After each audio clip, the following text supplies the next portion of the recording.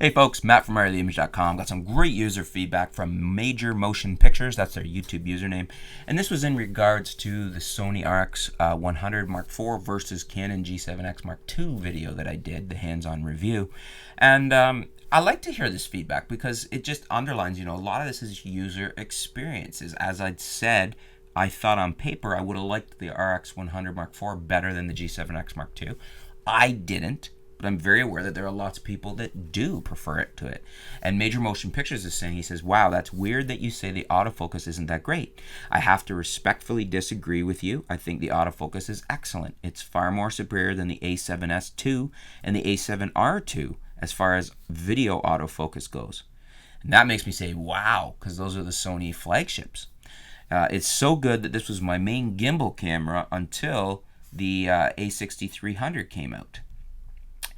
And so I replied to his comment. I said, I'm talking about autofocus while shooting video. How was your experience with the Sony RX100 Mark IV in that area? Because I just wanted to clarify, we were talking about the video, not in photography. And he says, yes, autofocus while shooting video. That's what I'm talking about. I think it's superior to the A7S II. You also know that you can change the autofocus speed setting in the menus too. And, admittedly, I don't really know that I delved into that too much, and maybe that's worth another look.